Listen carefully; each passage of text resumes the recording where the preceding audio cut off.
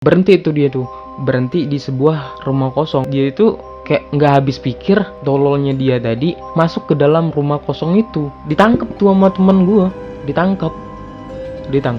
Dia bangun, tiba-tiba di tangannya itu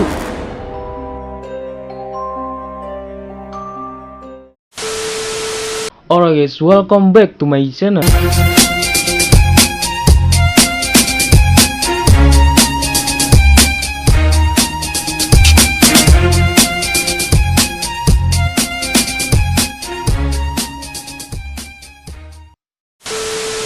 Kembali lagi bareng gua Rahmat. Denger belakangan ini banyak banget tuh berita-berita yang bersangkutan dengan bacok-bacokan, bersangkutan dengan tawuran ya kan.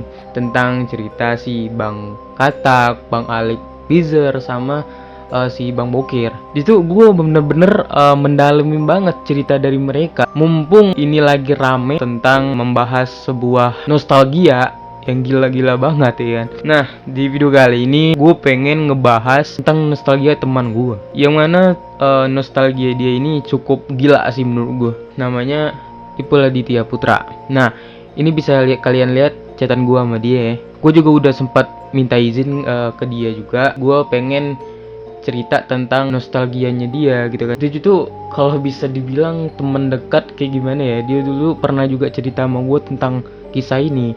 Nah makanya tiba-tiba gue tuh pengen tertarik sama cerita dia gitu kan. Gue juga udah ngerangkum cerita-cerita yang dia ceritain tadi. Awalnya tuh malam, pokoknya antara 10:30 lah gitu kan. Ceritanya tuh dia tuh mau nganterin makanan ke pacarnya. Ya kayak gimana ya, namanya orang tua gitu kan, pasti ada ngelarang-larang lah kayak gitu kan. Waktu itu sebelum kejadian banyak banget halangan gitu dari sisi orang tuanya. Pergi juga akhirnya kan.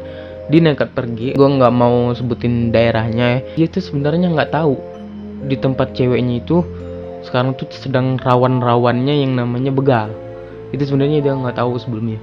Katanya dia tuh kayak ada yang mau ngelarang gitu, ibaratkan yang larangan tegahan gitu, kalau bisa dibilang tegahan gitu kan. Berhenti itu dia tuh, berhenti di sebuah rumah kosong. Rumah kosong itu kalau bisa dibilang nggak terlalu jauh, tapi di sampingnya dia itu rumah kosong.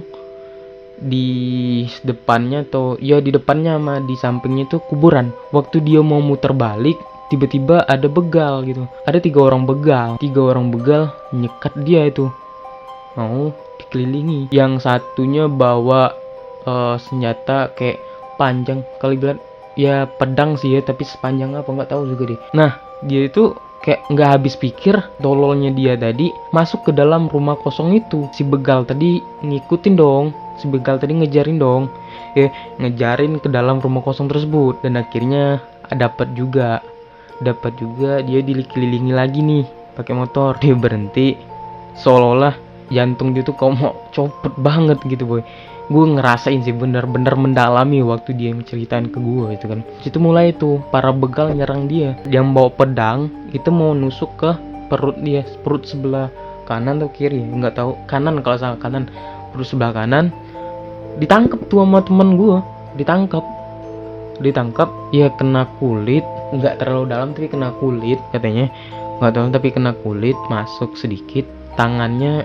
Di sininya itu tangannya itu agak-agak terbelah kayak gitu. Bukan terbelah sih, kayak agak-agak kayak tegores lah, memang tegores ya, kena pedang lagi tajam kan.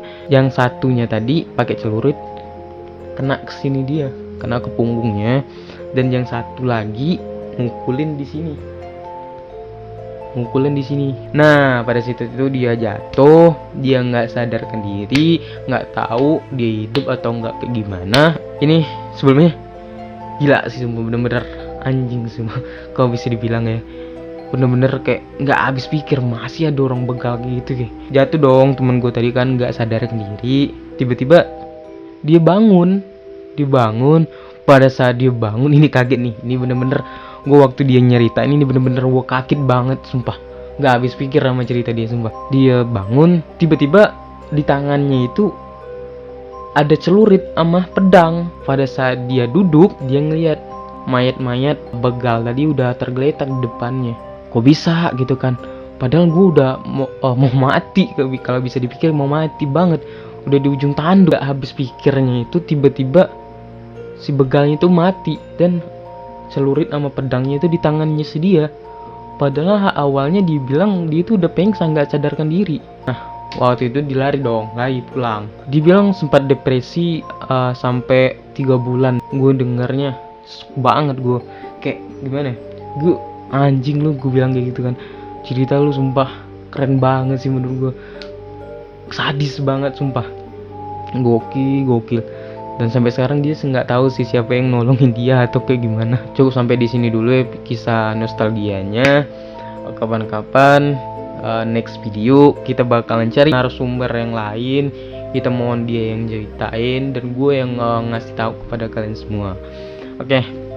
Dan mohon maaf juga kalau gue bukannya niru-niru ataupun kayak gimana. Gue memang bener-bener gue pure pengen nyeritain gitu kan, pengen ngasih tahu, pengen nge-share gitu kan, bukannya gue pure ya ngikut si Bang Katak, lu ngikut yang kayak gituan. Enggak, gue memang pengen bener-bener pure memang cerita itu, bukan lu bilang gue pendongeng handal, itu bukan. Mohon maaf lah. Oke, gue tutup dulu. Assalamualaikum warahmatullahi wabarakatuh.